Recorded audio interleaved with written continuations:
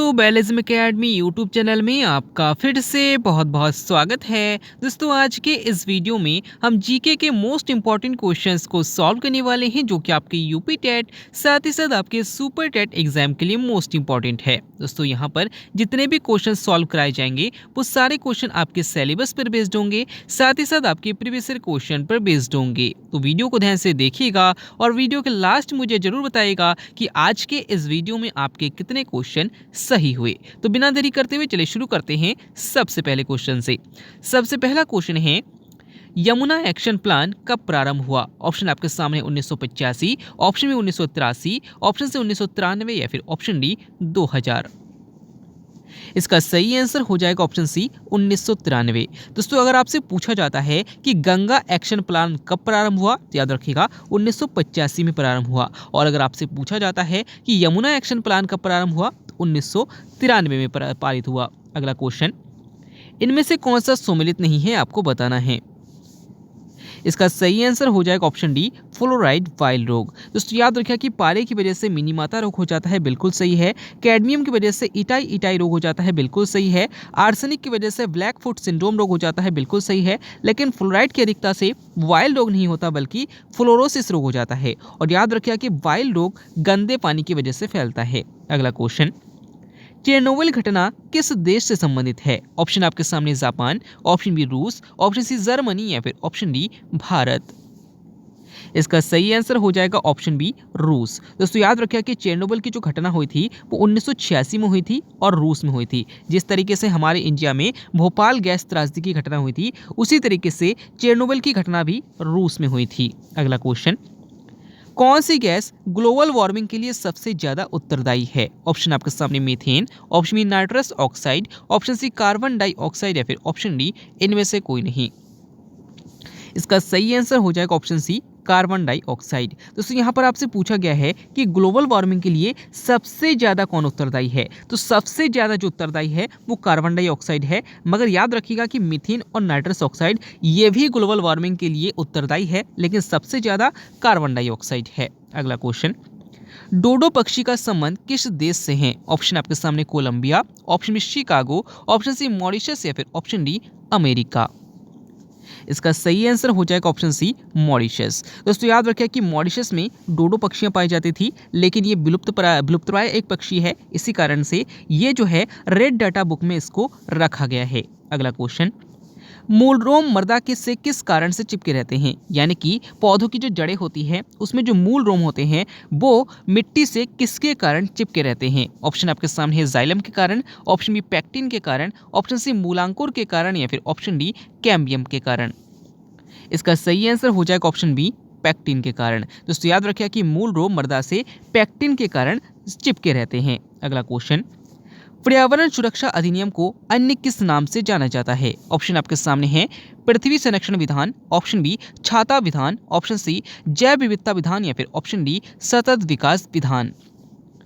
इसका सही आंसर हो जाएगा ऑप्शन बी छाता विधान। दोस्तों याद रखिएगा कि पर्यावरण सुरक्षा अधिनियम को छाता विधान के नाम से भी जाना जाता है। अगर आपसे पूछा जाता है कि पर्यावरण संरक्षण अधिनियम कब पारित हुआ था, याद रखिएगा 1985 में पारित हुआ था। अगला क्वेश्चन, भारत का वर्डमैन यानी कि भारत का पक्षी पुरुष किसे कहा जाता है? ऑप्शन आपके सामने हैं doctor Zakir Hussain, option B doctor Salim Ali, option C doctor Nagendra Singh या फिर option D doctor APJ Abdul Kalam.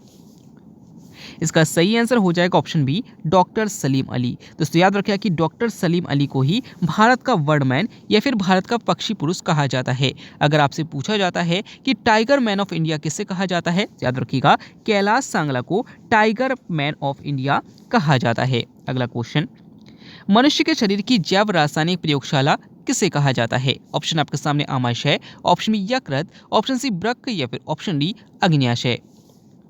इसका सही आंसर हो जाएगा ऑप्शन बी यकृत। दोस्तों याद रखिए कि मानव शरीर की जैव रासायनिक प्रयोगशाला यकृत को यानी कि लीवर को कहा जाता है। अगर आपसे पूछा जाता है कि मानव शरीर की सबसे बड़ी ग्रंथि कौन सी है, याद रखिएगा यकृत ग्रंथि है और इसका भार लगभग 1500 ग्राम होता है। अगर आपसे पूछा जाता है कि मानव शरीर में किस अंग में यूरिया का निर्माण होता है, तो याद रखिएगा यकृत में होता है। और अगर आपसे पूछा जाता है कि किस अंग में पित्त रस का निर्माण होता है, तब भी आपका आंसर हो जाएगा यकृत में होता है। अगला क्वेश्चन, सफेद स्वर्ण किस धातु को कहा जाता है? ऑप्शन आपके सामने platinum, option B calcium, option C titanium या फिर ऑप्शन डी मैग्नीशियम।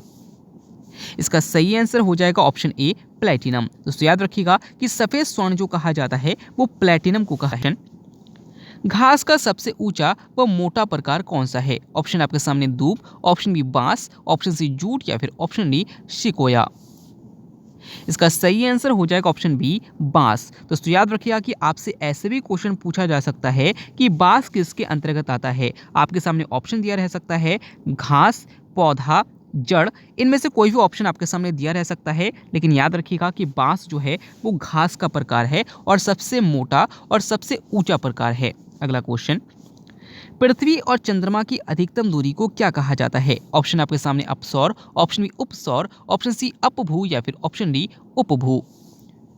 इसका सही आंसर हो जाएगा ऑप्शन सी अपभू। दोस्तों याद रखिएगा कि पृथ्वी और चंद्रमा के अधिकतम दूरी को अपभू कहते हैं और पृथ्वी और चंद्रमा की न्यूनतम दूरी को उपभू कहते हैं। इसी तरीके से पृथ्वी और सूर्य के अधिकतम दूरी को याद रखिएगा अपसौर कहा जाता है और पृथ्वी और सूर्य के न्यूनतम दूरी को उपसौर कहा जाता है। अगला क्वेश्चन, भारतीय संविधान में शिक्षा को मूल अधिकार के रूप में कब जोड़ा गया? ऑप्शन आपके सामने 1976, ऑप्शन बी 1978, ऑप्शन सी 2002 या फिर ऑप्शन डी 2009। इसका सही आंसर हो जाएगा ऑप्शन सी 2002। दोस्तों याद रखिएगा कि मूल संविधान में जो शिक्षा का अधिकार है वो मूल अधिकार के अंतर्गत नहीं था, लेकिन 86वां संविधान संशोधन जो कि 2002 में हुआ था, इसके तहत भारतीय संविधान के अनुच्छेद 21A में शिक्षा का अधिकार जोड़ दिया गया और वो 2002 में जोड़ा गया था। अगला क्वेश्चन, भारतीय राज्य व्यवस्था में सर्वोच्च है, आपको बताना है कि भारतीय राज्य व्यवस्था में सर्वोच्च क्या है। ऑप्शन आपके सामने संसद, ऑप्शन बी राष्ट्रपति, ऑप्शन सी प्रधानमंत्री या फिर ऑप्शन डी संविधान। इसका सही आंसर हो जाएगा ऑप्शन डी संविधान। दोस्तों याद रखिएगा कि भारतीय राज्य व्यवस्था में सर्वोच्च जो है वो भारत का संविधान है। अगला क्वेश्चन, भूरा कोयला किसे कहा जाता है? ऑप्शन आपके सामने अभ्रक, option B lignite, option C anthracite या फिर ऑप्शन डी पीट कोयला। इसका सही आंसर हो जाएगा ऑप्शन बी लिग्नाइट। दोस्तों याद रखिएगा कि लिग्नाइट को ही भूरा कोयला कहा जाता है। अगर आपसे पूछा जाता है कि सबसे उच्च कोटि का कोयला कौन सा है, तो एंथ्रासाइट कोयला है, और अगर आपसे पूछा जाता है कि सबसे निम्न कोटि का कोयला कौन सा है, तो पीट कोयला है। अगला क्वेश्चन, पौधों को मिट्टी से जो जल मिलता है उसे क्या कहते हैं? ऑप्शन आपके सामने है गुरुत्वीय जल, ऑप्शन बी केशिका जल, ऑप्शन सी वाहित जल या फिर ऑप्शन डी आर्द्र जल।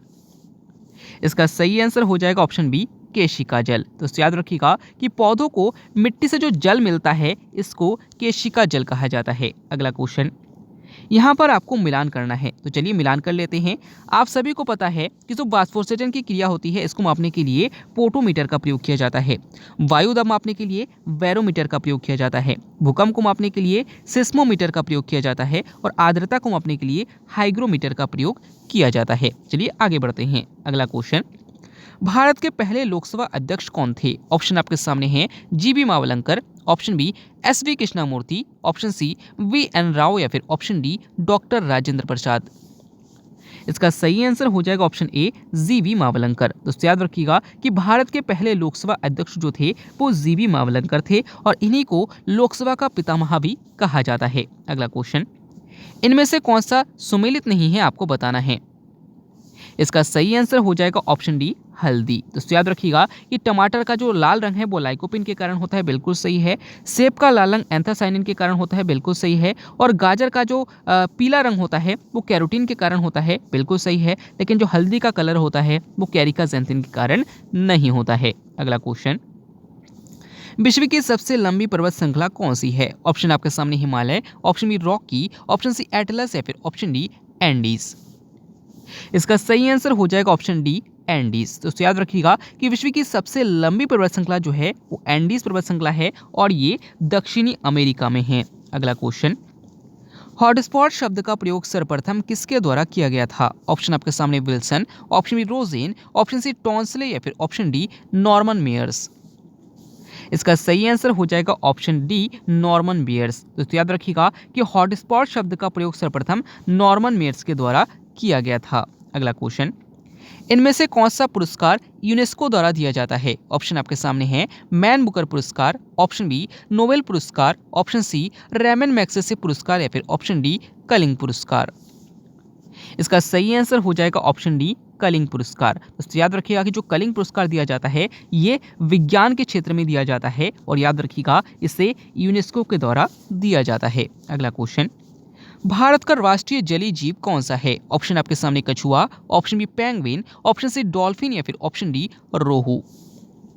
इसका सही आंसर हो जाएगा ऑप्शन सी डॉल्फिन। दोस्तों याद रखिएगा कि भारत का राष्ट्रीय जलीय जीव जो माना जाता है वो डॉल्फिन को माना जाता है और याद रखिएगा इसे राष्ट्रीय जलीय जीव के रूप में 2009 को घोषित किया गया। अगर आपसे पूछा जाता है कि गंगा का टाइगर किसे कहा जाता है तो याद रखिएगा डॉल्फिन को ही कहा जाता है। अगला क्वेश्चन, विक्टोरिया मरुस्थल कहाँ स्थित है? ऑप्शन आपके सामने Asia, option B Europe, option C Africa या फिर ऑप्शन डी ऑस्ट्रेलिया। इसका सही आंसर हो जाएगा ऑप्शन डी ऑस्ट्रेलिया। दोस्तों याद रखिएगा कि जो विक्टोरिया मरुस्थल है ऑस्ट्रेलिया में है और अगर आपसे पूछा जाता है कि विक्टोरिया झील कहाँ पर है तो आपका आंसर हो जाएगा अफ्रीका में है। अगला क्वेश्चन, अंतर्राष्ट्रीय योग दिवस कब मनाया जाता है? ऑप्शन आपके सामने 21 फरवरी, ऑप्शन में 21 जून, ऑप्शन सी 1 दिसंबर या फिर ऑप्शन डी 28 फरवरी। दोस्तों इस क्वेश्चन का आंसर आपको हमें कमेंट के अंदर बताना है। आज के वीडियो में आपके कितने क्वेश्चन सही हुए, साथ ही साथ आज का वीडियो आपको कैसा लगा कमेंट बॉक्स में जरूर बताइएगा। वीडियो अच्छा लगा तो वीडियो को लाइक कीजिएगा, चैनल को सब्सक्राइब कीजिएगा। टेलीग्राम ग्रुप से जुड़ना चाहते हैं तो डिस्क्रिप्शन में लिंक दिया गया है, वहां से आप ज्वाइन कर सकते हैं। मिलते हैं अगले वीडियो में, तब तक के लिए देखते रहिए